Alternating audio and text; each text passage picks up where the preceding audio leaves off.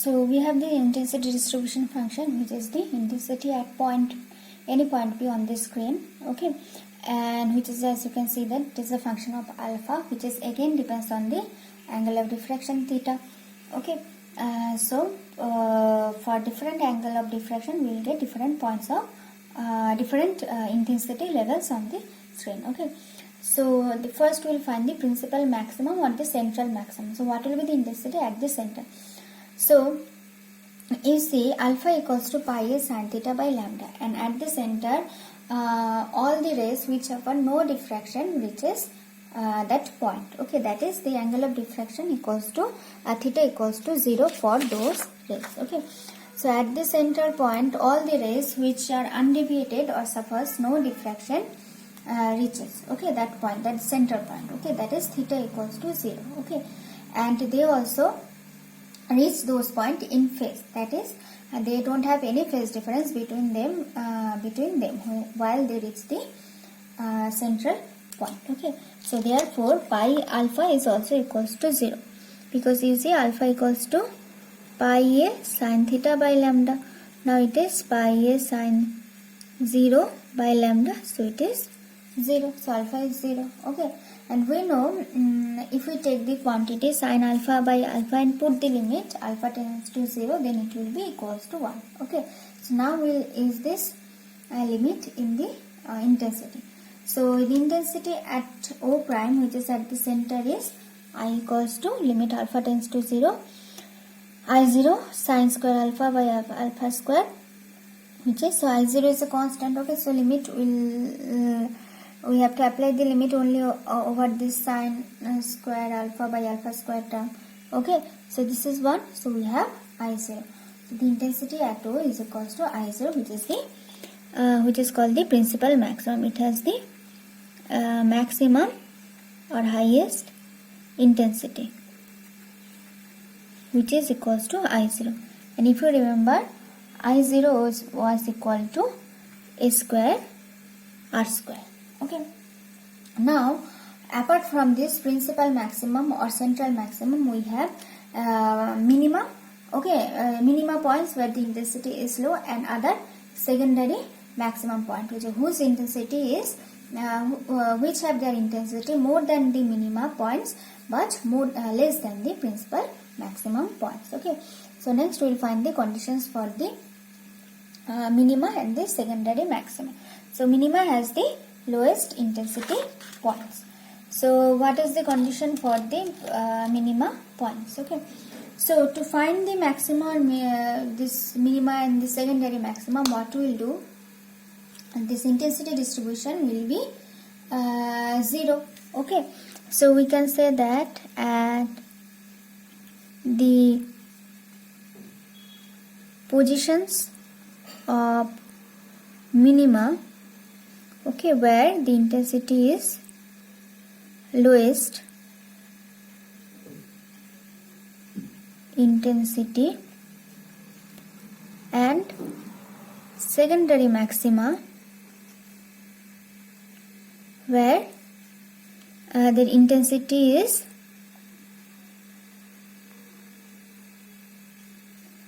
more than minima but less than principal maxima,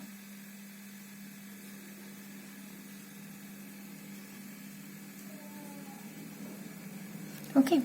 So at the positions of minima and secondary maxima, di, because I is a function of alpha, it varies with alpha, d alpha will be 0, okay. So at the position of, because we know if we have suppose a function of x, then df dx will be 0 at the position of maximum value of f and minimum value of f, okay. So di d alpha equals to 0. So what will be di d alpha? So it will be dd alpha of I0 sin alpha by alpha whole square equals to 0, okay. So now 0 constant, so it will come out of the integration. So we have dd alpha of sin square alpha by alpha square equals to 0. Or if we do the derivative, it will be alpha to the power 4 alpha square 2 sin alpha cos alpha minus dd alpha of alpha square, which is 2 alpha into this term sin square alpha will remain same, equals to 0. Okay, so over here we kept the alpha square same and we differentiate over the sin square alpha, so we have got 2 sin alpha cos alpha.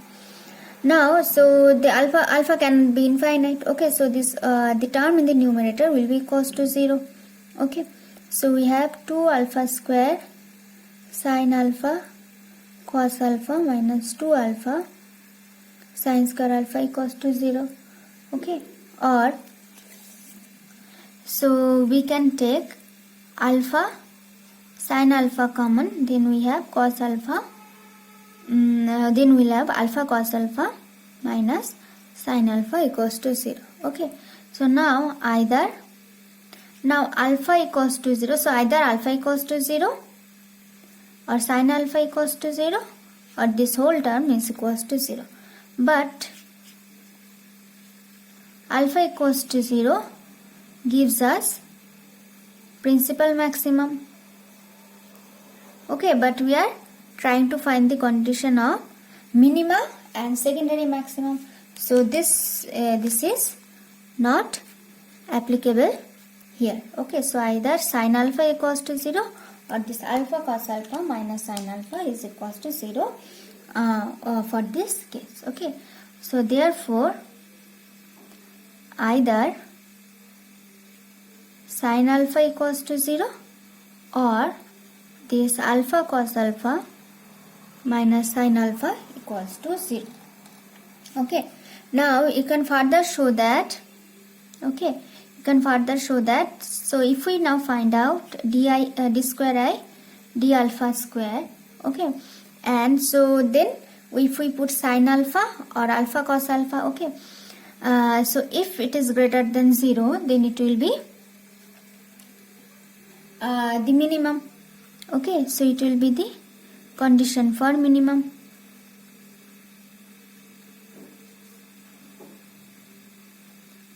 Which we get for sin alpha equals to 0, and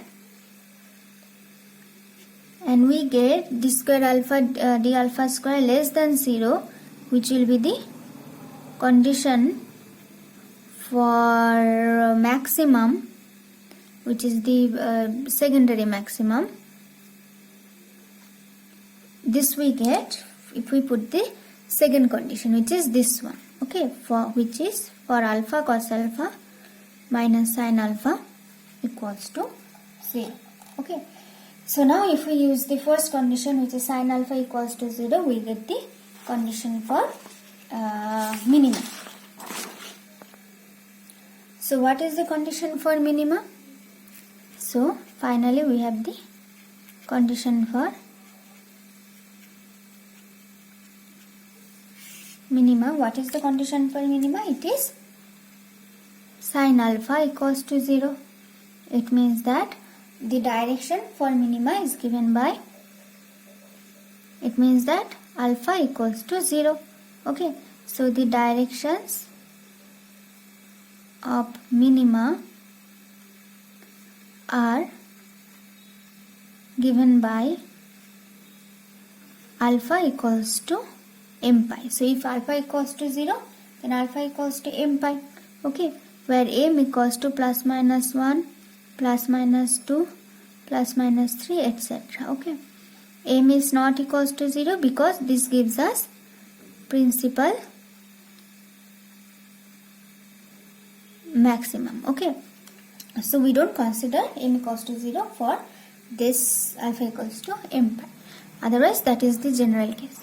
So now if we put the value of alpha, which is pi a sin theta by lambda equals to m pi, or a sin theta equals to m lambda, or a sin theta equals to, we can just modify it in this way, 2m into lambda by 2. Okay, so and if a sin theta is equal to an even integer of lambda by 2, then we get the condition for minimum. Okay, so if we put these values up, therefore so alpha is equal to, suppose plus minus pi, plus minus 2 pi, plus minus 3 pi, etc. Okay, so if we put this value, so you will find that IP will be equals to 0.